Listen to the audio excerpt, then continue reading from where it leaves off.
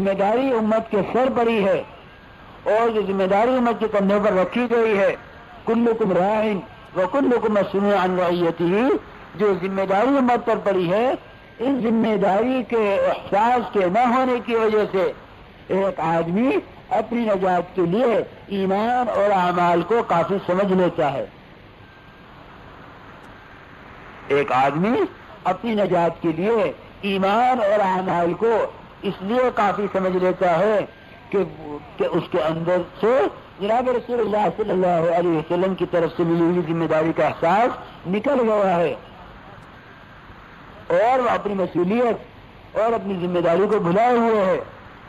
اس لیے کہہ رہا ہے کہ ایمان اور عمل وہ نجات کے لیے کافی ہو جائے گا۔ جس آدمی کے اندر جناب رسول اللہ صلی اللہ علیہ وسلم کی طرف سے ملی ہوئی ختم نبوت کے صدقے میں جو ذمہ داری ہے، اس ذمہ داری کا اگر احساس ہوگا تو یہ کہے گا کہ ایمان اور اعمال صالحہ کے ساتھ تواصی بالحق اور تواصی بالصبر، یہ دونوں چیزیں بھی اسی طرح نجات کے لیے شرط ہیں جس طرح ایمان اور اعمال صالحہ شرط ہیں۔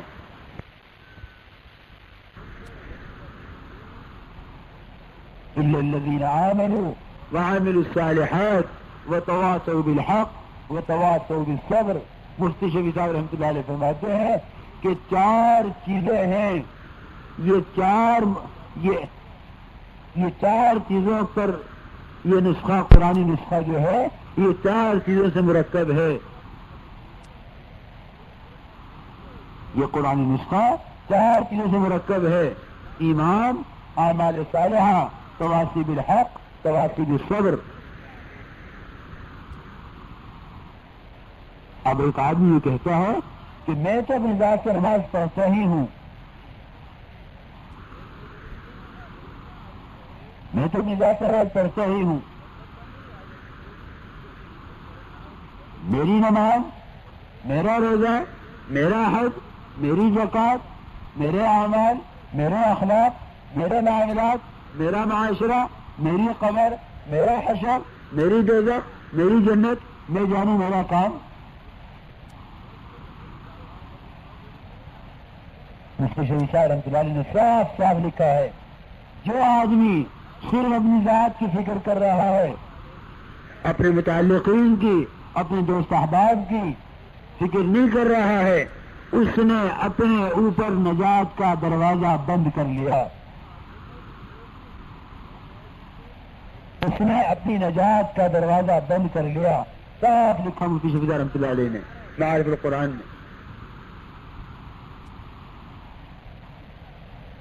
بلکہ نشان کھینچ دیا تواصی بالحق تواصی بالصبر پر، اور یہ فرمایا ہے کہ امت کے خواص اور خواص سے مراد یہ فرمایا، یعنی صاف لکھا ہے کہ امت کے خواص بھی اس سے ناواقف ہیں اور اس سے غفلت میں ہیں۔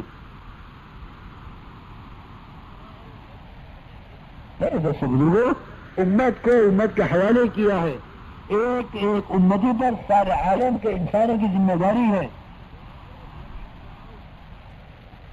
ایک ایک امتی پر سارے عالم کے انسانوں کی ذمہ داری ہے۔ انفرادی طور پر سوچنے کی گنجائش ہی نہیں ہے۔ ایمان اور اعمال صالحہ، یہ دو چیزیں ہر آدمی کے ذمے اس کی انفرادی ہیں، اور تواصی بالحق، تواصی بالصبر ہر آدمی پر، ہر انسان پر، سارے عالم کے انسانوں کی ذمہ داری ہے۔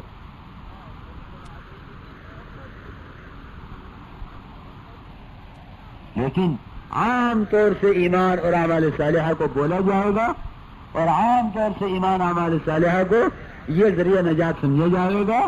اللہ تعالیٰ قسم کھا کے فرماتے ہیں، ہر زمانے کا ہر انسان خسارے میں ہے سوائے ان لوگوں کے جو چار کام کریں: ایمان، اعمال صالحہ، تواصی بالحق، تواصی بالصبر۔ یعنی ایک ایک امتی کے ذمے ہے کہ ایک ایک امتی کو پکڑ کر ایمان پر لاوے، اور ایک ایک کے ذمہ ہے کہ ایک ایک کو پکڑ کر احکامات پر لاوے۔ جس چیز کو اپنے اندر زندہ کرنا چاہیں اس چیز کی دعوت دیں. یہ تو شیطان نے دھوکے میں ڈالا ہوا ہے کہ جس عمل کو تو خود نہیں کرتا دوسروں سے کیوں کہتا ہے. اور غلط ترجمہ کرتے ہیں آیت کا، لم تقولون ما لا تفعلون اتأمرون الناس بالبر وتنسون انفسکم. میرے عزیز دوست بزرگوں، صاف صاف لکھا ہے مفسرین نے، اس آیت کا ہرگز مطلب یہ نہیں ہے، اس آیت کا ہرگز مطلب یہ نہیں ہے کہ جو آدمی خود عمل نہ کرے وہ دوسروں کو دعوت نہ دے اور دوسروں کو عمل کے لیے نہ کہے. اس آیت کا یہ مطلب ہرگز نہیں، بلکہ بعض مفسرین نے صاف انکار کیا ہے کہ یہ مطلب ہرگز آیت کا نہیں ہے، اور یہ قرآن کی آیت کو کا غلط مطلب نکالنا ہے، اور یہ اپنی ذمہ داری کا احساس نہ ہونا ہے کہ اگر میں نماز نہیں پڑھتا تو نماز کی دعوت نہ دوں، اور میں اگر روزہ نہیں رکھتا تو روزے کی دعوت نہ دوں، میں اگر اعمال صالحہ نہیں کرتا تو اعمال صالحہ کی دعوت نہ دوں، میں اگر ایمان والا ہوں تو میرے اوپر کسی کو ایمان کی دعوت دینے اور اپنے اندر ایمان کو راسخ کرنے کے لیے میرے لیے دعوت کو دینا ضروری نہیں. میرے دوست بزرگوں، یہ اس آیت کا غلط ترجمہ اور اس آیت کا اور یہ کہہ دینا علیکم انفسکم کہ اگر اپنی ذات کی فکر کر لو گے تو اپنی ذات کی فکر کرو تو تم دوسرے کے بچے رہو گے. جو آدمی دوسروں کی فکر نہیں کرے گا اور دوسروں کو، سارے عالم کے انسانوں کو ایمان پر، اعمال پر، احکامات پر اور تواصی بالحق تواصی بالصبر کی ذمہ داری سمجھ کر سب کچھ پر لانے کی محنت نہیں کرے گا، میرے دوست بزرگوں، وہ شاید اپنا ایمان اور اپنا اعمال بھی کھو بیٹھے گا. نجات کے لیے کافی نہیں ہے اپنی ذات سے عمل کر لینا، نجات کے لیے کافی نہیں ہے اپنی ذات سے ایمان لے آنا. نجات کے لیے اللہ تعالیٰ قرآن میں قسم کھا کے فرما رہے ہیں کہ نجات کے لیے 4 چیزیں شرط ہیں. سارے تاجر، کاشتکار، ملازم، خواص، عوام، حاکم، محکوم، ملازم، مزدور، مالدار، غریب، ہر ایک کالے گورے، تمام کے تمام خسارے میں ہیں سوائے ان لوگوں کے جو 4 کام کریں. اللہ قسم کھا کے فرماتے ہیں، اور ایک زمانے کے نہیں، ہر زمانے کے انسان. اللہ تعالیٰ نے انسانوں کے خسارے میں کہیں زمانے کی قسم نہیں کھائی، لیکن جہاں انسانوں کے خسارے کا مسئلہ آیا وہاں اللہ نے زمانے کی قسم کھا کے فرمایا کہ ہر زمانے کے انسان خسارے میں ہیں. جس زمانے کے انسان دعوت اللہ کے محنت کو چھوڑیں گے اس زمانے کے انسان خسارے میں ہوں گے.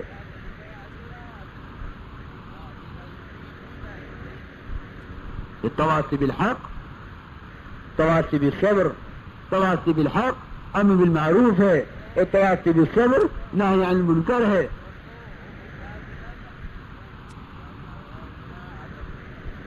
تواصی بالحق امر بالمعروف اور تواصی بالصبر نہی عن المنکر. یہ 2 چیزیں امت پر فرض کی گئی ہیں. لیکن میرے دوست بزرگوں، ہمیں معروفات کے ذریعے سے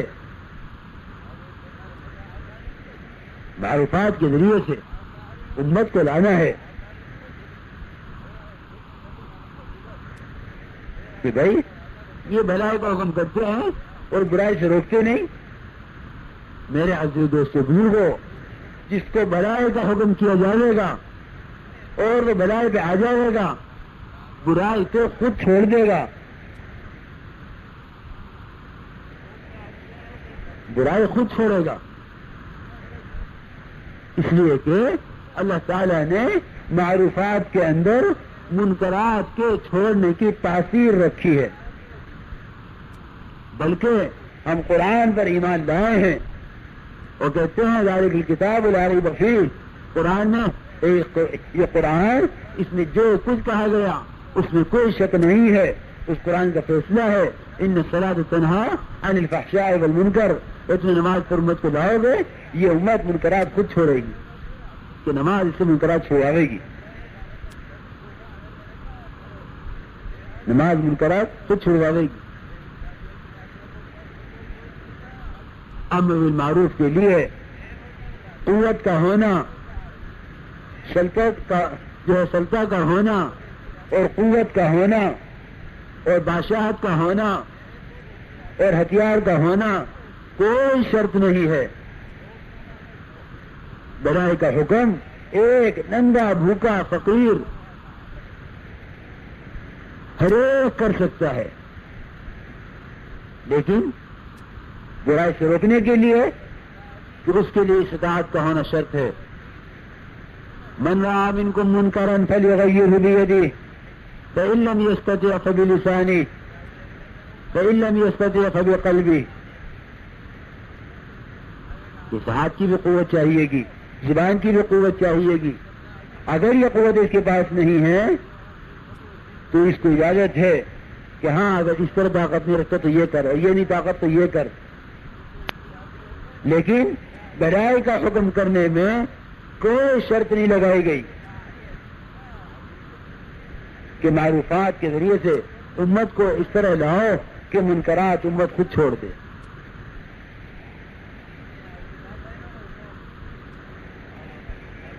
منکرات امت خود چھوڑ دے کہ معروفات امت سے منکرات کو چھوڑوا دیں گے.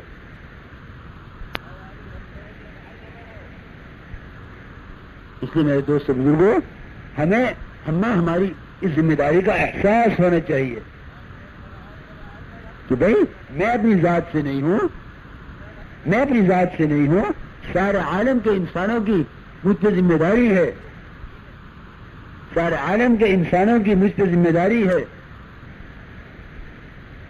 کہ جس چیز کو اپنے اندر پیدا کرنا چاہو اس چیز کو دعوت کے ذریعے سے امت کو اس پر لاؤ تاکہ دعوت کے ذریعے سے وہ چیز اپنے اندر پیدا ہو جاوے.